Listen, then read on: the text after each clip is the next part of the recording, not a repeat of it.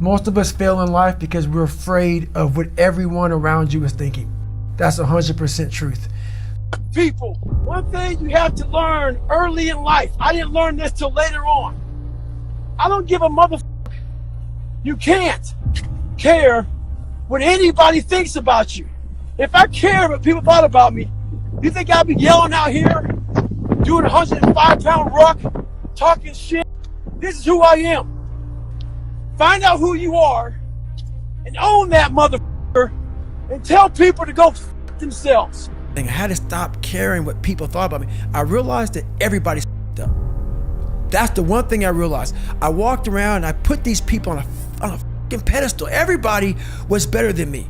So I can't tell you anything about me because you're gonna judge me and I'm gonna feel even worse than what I am. What I realized, once I calmed my mind down and sat back and looked at how jacked up this world is, once you realize that you are not alone, everybody that's talking to you about how jacked up you are, only thing they've done better than you is they've hidden their f***ed up world better than you have. That's all they've done. We live by the narrative of other people. When I first called a recruiter to be a Navy SEAL and I was 297 pounds, the first recruiter looked at me and said, "You're not gonna be able to make this, man." So what he was doing was he's projecting his energy on me. He knew he couldn't be a fucking Navy SEAL. So God helped this black guy, because I was only the 36th African American to make it through in over 70 years. How's this black fat guy gonna make it through in my ass? He wouldn't even want to try. So he's projecting this. So a lot of us who are negative people, all we do is project how we feel on other people. A lot of times I'll be in a 200-mile run or something like that, and I'm all jacked up. Body's broken, mind's broken, spirit's broken. I started to say, what if I can pull this off? When I first walked into the Navy SEAL recruiter's office, he looked at me and said, there's only been 35 African Americans in 70 years make it through. You know what I said to myself? What if I can be the 36th? It's the what if I can pull off a fucking miracle. What if I can become someone that no one thinks I can be? And just me talking about that, I have the hair going up on my arms because it makes me just like, what if? So what happens is that there's a lot of negative people walking around the planet Earth who are afraid to try, because a lot of people are very negative in this world. So we are afraid to fail. Why? I told you, man, you shouldn't even try it, dude. Just chill out, relax. Why are you so crazy? Why are you so obsessed? So all that stuff drives the quitting mind, I call it. The mind wants to quit. The mind's tired. The mind thinks it's very deserving. So the biggest problem in this world is other people, not yourself. It's other people in your head. They are puppet mastering you pretty much on your life. My next door neighbor 2 months ago, she just killed herself. Tons of veterans I know, they killed themselves. I got an email 2 weeks ago from a family member that an 11-year-old boy killed himself from people at school bullying him. One thing about life is that people in life, they are the ultimate puppet masters. They exploit your weakness and they love to walk you around life and own space in your head. One of the biggest ways to cut those strings and walk on your own 2 fucking feet to your own destination in life is to build self-respect, self-esteem, self-discipline, all those things. Stay hard is not just about going to the fucking gym. Stay hard is about going that extra step and you fucking can't. That's what builds self-esteem and self-respect. Stay hard. Because I realized once I was talking to myself the right way and all this shit wasn't in my mind, wow. I went from this piece of shit kid who thought he was dumb, not successful, insecure, who stuttered when I first saw somebody, to a person who can now do all these things just because I now control my own mind. When you get to the point where you really fucking don't care, you're dangerous. You become very, very dangerous. I'm not saying don't care like, I don't care if I do that. No, when you don't care about other people and how they view you, about how you walk, how you talk, how you dress, where you want to go with your life. With success in life comes more haters. Don't make them hurt your feelings. Use them for fuel. Use them for energy. In times of need, put them on the fucking mental Rolodex in your mind. And when you don't want to do shit, roll through your brain. Pull up that motherfucker that you need. That person who said you couldn't do something. Weren't fast enough, good enough, smart enough, where the fuck it may be. Use it for energy. Instead of killing them with kindness, torch them with fucking success. In life, we have to continue pushing past the odds. Use everything this world has to give you for fuel. Stay hard.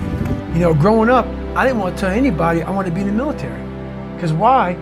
Some of my black friends, I was afraid of what they think. I was afraid of what other people thought about me. So now, when I go in the military, I didn't know you want to fucking join the military. I ain't tell you because I was afraid of what you thought.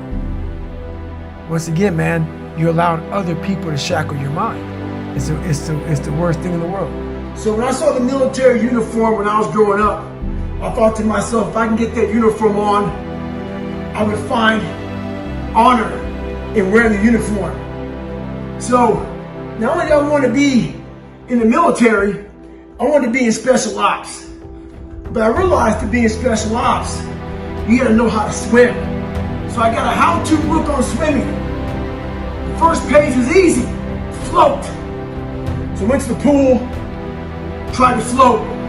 I sank right down to the bottom. I realized I was naked and boring as hell. The more I failed, the more my father's words would creep into my mind about how I'm not good enough. All this other bullshit he said to dehumanize me. As time went on, I started realizing the more I didn't quit, the more self-respect I gained. And the power was all mine. In life, it's important to do one thing. Many people will try to dehumanize you. It's up to you to find self-respect and dignity in yourself. You don't need a uniform to have honor. You need to have pride in yourself, dignity. Stay hard. You have to first accept it before you can fix it. A lot of people walk around, oh man, I'm good. I'm good. No, you're not. You have to accept what you're not. You have to, and people don't want to do that. That's the only way you can fix it. You have to accept it first before you can go on the journey. A lot of folks never even start the journey, man. They never start the journey because they live in this fake life that who they want to be, they act like they are, but they're not because they haven't fixed all this stuff yet. You got to fix this first before we can start our journey in life. So that's why I have them make this list. You fix these problems, now your journey can begin because you no longer care about how people are judging you. When you care more about how someone's judging you, you're going to stay right there. There's no forward momentum. Do you think you could go the other way and maybe become a bit cold if you don't care what anyone thinks? Your fiance, your kids, they're not the people around. Do you not care what they think? See, that's the thing about it. You have to have an understanding of what not caring means. If your fiance and your kids don't believe in you, you can't care what they think. That means you chose the wrong support staff. So that's why a lot of people don't understand one another. Your support staff has to be like, if I'm going to go out and do whatever it is, my support staff is, my fiance. If she's like, you know what, I don't think that you should be doing that, I have to take it, why? So I can be open-minded. So why are you saying this? But if she's saying it because of her, that's not the right thing. Because I need backing to do what I'm going to do. Open-mindedness, I need support. So you got to be very clear thinking about all that stuff. For instance, there's all these things that are on TV, and we have all these news people judging people who up in life. And yeah, they made big mistakes. But that person who is judging you on TV, I guarantee you that news person is saying, I'm glad that my shit didn't come out. I know that about people. So if you want to sit back and judge how jacked up I was and how messed up my life was, Merry Christmas, go for it. Have a good time. But I'm smiling at you right now, knowing you have a secret that you're not willing to share. It gives you a lot of power when you're able to go on a podcast this big and say, hey, tell me, I'll tell you anything you want to know. I no longer care. There's a lot of power in that. To be able to put your life on a billboard for the whole world to see and say, judge it, man. Judge it. Like just me talking about it makes me feel good. And that's another thing about it.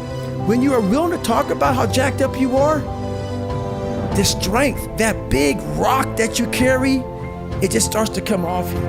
It just starts to come off. That's why I do it so often. I'm like, hey man, I'll tell you anything you want to know. I'm tired of being afraid. I'm tired of not telling you shit. I'm tired of lying about how good I'm not. I used to always want people to accept me and like me. So I became who they were. If you like something and I didn't like it, I liked it because you liked it. Become unapologetic of who the fuck you are in your life. If you get after it, you're a hard motherfucker. Get after it. You gotta make yourself better than what you think you are. And what that requires is people to not fucking understand you, not know you, not get you at all. Look at you like you're off. Look at you like you have a problem. Don't worry about that shit. Be unapologetic. Get after it. Stay hard. Be who the fuck you are. My circle's very small. I make sure I didn't handpick these people, because I'm like, so you don't want people in your corner that are like, oh, let me pat you on the back for what the fuck you do. I don't want people patting me on the fucking back because I fucking woke up in the morning. No. So you don't want that. You want people who are honest with you, who are gonna tell you what the fuck is honest. Honest and truthful people. So someone who's honest and truthful, who has lived and is accountable for their own personal life, that's who you want in your corner. Say, hey man, you know, you're pretty fucking dumb for doing this, dude. Like, this is not smart. Or you're being a turd today. You're not getting after it. That's who you want in your corner. So you don't want a lot of people, hand-pick people to be in their corner who kiss their fucking ass. You don't want that. The most important step we'll ever take in life is our next one. A lot of us get our feet stuck in concrete. We get our feet stuck in concrete because we're afraid to make enemies. One thing in life, you're gonna always have haters. Embrace them. If you can walk on fucking water, trust me, your haters will say you can walk on water because you can't fucking swim. Shut the fucking noise out. Embrace the fact that people don't like you. It means you're doing something right. Stay hard. Stay in the fight. But I don't respect a lot of people. Because how am I gonna respect you if you're not fucking grinding every day? And I don't mean working out, getting to the gym. Really going out there and grinding. So if you don't know how I'm living my life, how am I gonna respect you? So you have to be a hard worker, period, dot. You gotta work your fucking ass off. That's where I gain respect from you. So if you're working hard every day, now you have an opinion in my eyes. But if you're just a guy who talks shit and you live this fucking life of talking shit, come on, dude. I understand one thing. You're just talking shit. But if I see you every fucking day of your life trying to be better, every day, going through all the wickets to be better, you got my attention. I respect you now. So we first have to face the real you. The real me is David Goggins. The real me is a guy looking at you right now saying, I don't want to fucking be on this show right now because I used to stutter as a kid. And I'm afraid of that. I'm afraid that here in a second, I'm gonna start fucking stammering and stuttering and the whole world's gonna know that I have all these issues. But that's when I see right now, okay, Goggins, you gotta go on this fucking show.